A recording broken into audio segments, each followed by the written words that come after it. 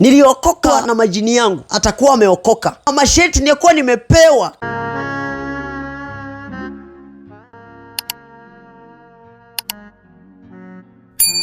Niliokoka kwa sababu wakati nilipokuwa naendelea kuishi, nilipata nafasi ya kuruhusiwa na majini yangu kuingia makanisani.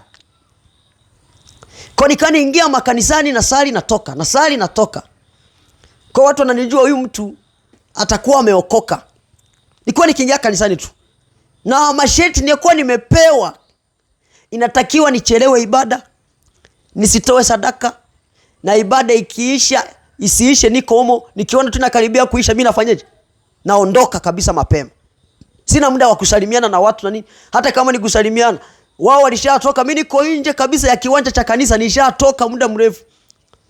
Na kwa nini niliingia kanisani?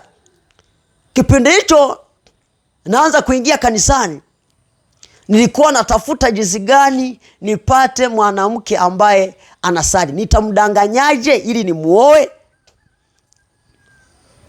Maana niliona kuoa mwanamke ambaye hajaokoka, kama nilivyosema, ukitafuta mchumba tafuta aliyeokoka bwana.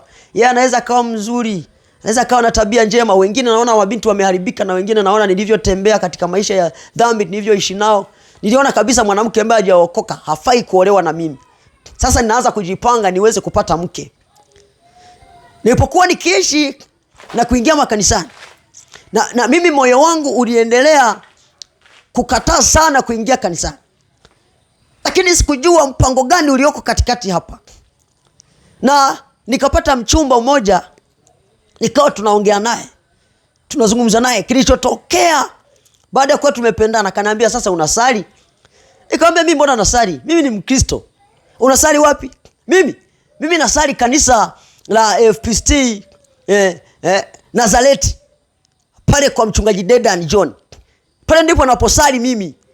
Sasa kweli unasali pale? Twende Jumapili. Wewe unasali? Mimi si ni MTAG, si ni MAGT.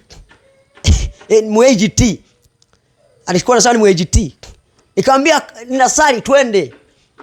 Sasa siku hiyo najipanga kuingia kanisani. Mimi nilikuwa najua pale niliogopa kuingia. Niliogopa kuingia kabisa. Sasa tulipofika pale nikamwambia, sasa wewe tangulia, mimi nakuja. Nikakaa kwenye vibanda. Kuna vibanda viko pale mbele ya kanisa. Kanisa liko hapa, afu hapa mbele kuna vibanda vipo vinatazamana na kanisa. Pale kulikuwa na saluni. Nikamwambia, we nenda nakuja. Nataka nimsalimie huyu ndugu kwanza, na mimi nakuja. Akaenda pale. Sijui alijitambulisha, mimi sijui, maana sikuwemo pale. Sijui alipata nafasi ya kusalimia, mimi sijui. Nilikuwa niko mule saluni, nikamsubiria mpaka anatoka. Anitumia message, mbona sikuoni? Anambia, mimi nipo humo kanisani, ila nimetoka sasa hivi, niko hapa saluni, njoo.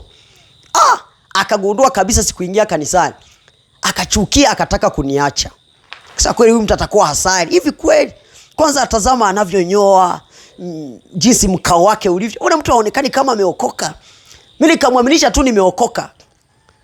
Sasa siku zilizopita, tukaoana. Sikiliza. Akasema, mimi siwezi kuishi bila kusali. Uliniambia unasali. Alipofika pale kwangu nimemuoa, alikuta ndani panafanana tofauti na jinsi alivyoona.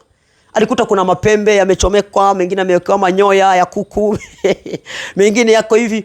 Akashangaa, hivyo navyo ni nini? Nikamwambia, hayo ni mapambo, ni maua. Hayo ni maua. Hayo yananunuliwa gharama. Wewe aache hivyo. Sasa mbona hivi vitu tunaviona kama vile ni vya uchafu, ni vya ushirikina? Kwa wewe ni mshirikina? Nikamwambia, usiseme hivyo, mimi sio mshirikina. Kwanza nampenda Mungu, mimi ni mtumishi wa Mungu. Mimi namtumikia Mungu kabisa. Sasa anashangaa simu zangu zinazoingia ni za kuhudumia watu. Maana nawasomea dua.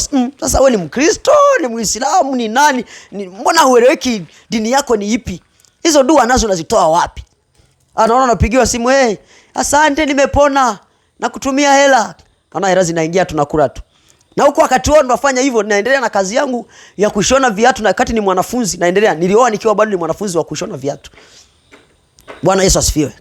Wakati naendelea kuishi na yule mwanamke, bwana mzee nimdanganya sana, akaona hawezi kukaa hivyo hivyo bila kusali. Tulitoka kwa Shayo tukahamia wapi huko? Line polisi pale. Kimobwa. Kule juu kabisa. Mkabala na hospitali yetu ya Mlimani, Kasulu mjini hapa. Pale tukao tunaishi pale. Akasema sasa tutasali wapi? Nikamwambia tutasali tu, si tunasali.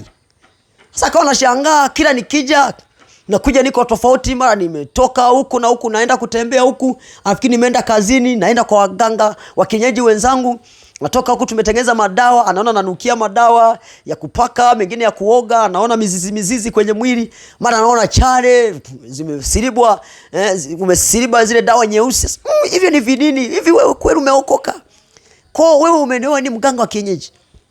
Akawaambia wakwao, kabisa nimeolewa na mganga wa kienyeji. Akasema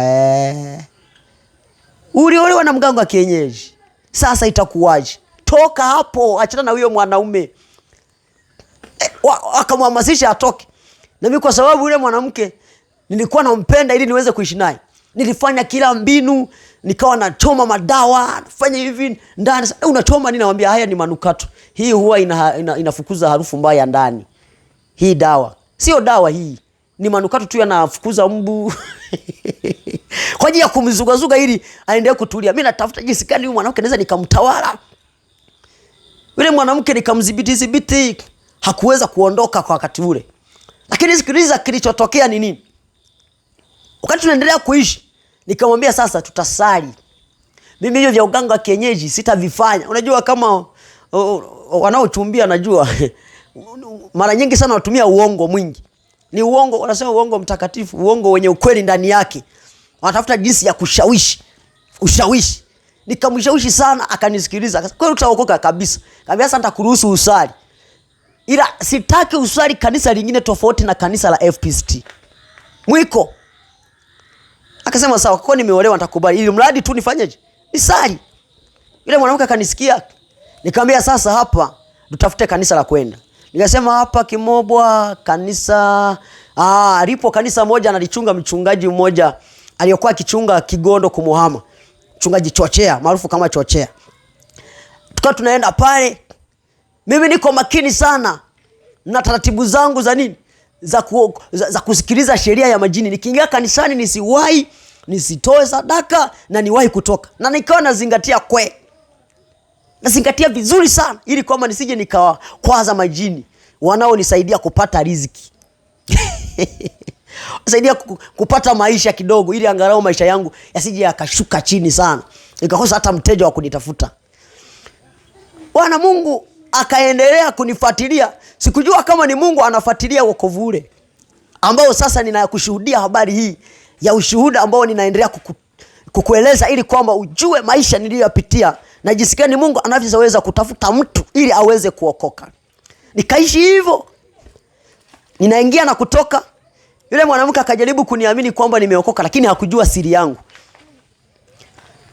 Akitaka kwenda kanisani ili awahi, lazima nimwekee visa. Hakuna kuwahi. Namwambia leo hatuli, hakuna kula. Usipike chakula. Ikifika saa 3 namwambia anasikia njaa. Pika chakula.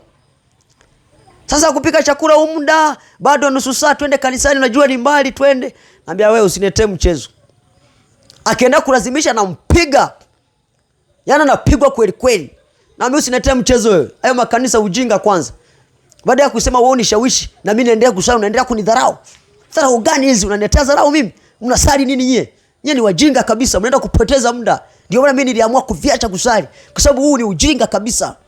Mimi siwezi kusali hata siku moja. Kati mwingine akilazimisha, siku nyingine nampiga ili kwamba nimsamehe. Lazima aseme Yesu ni brother. Sema Yesu ni brother. Yesu ni brother. Ndipo ninamsamehe. Anambia tulia sasa.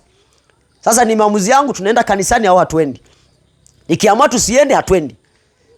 Nikiamua kwamba tunaenda, hata kama nimechelewesha ni saa 4 inaelekea saa 5, tunaenda. Tukaenda.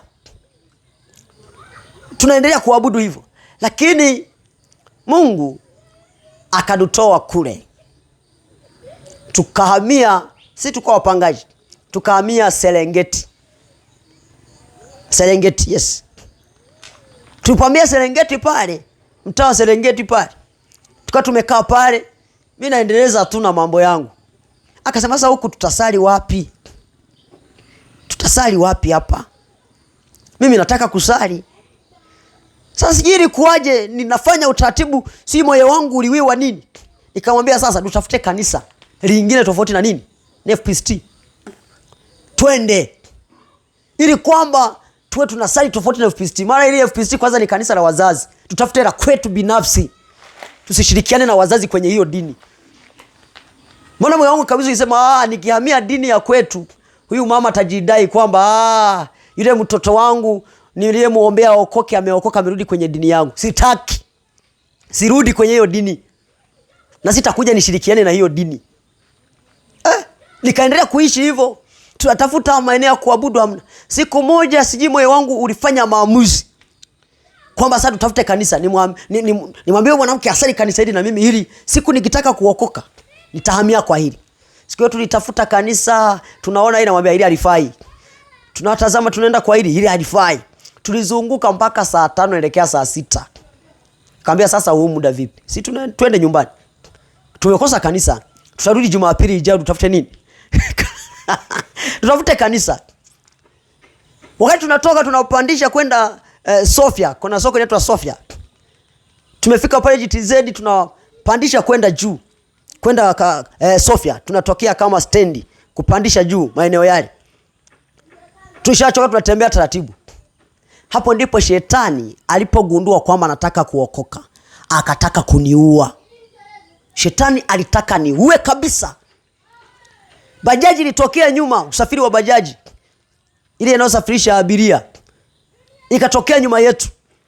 Ghafla moyo wangu kaniambia, mwambie mke wako aje mbele. Maana nilikuwa nimetangulia mbele.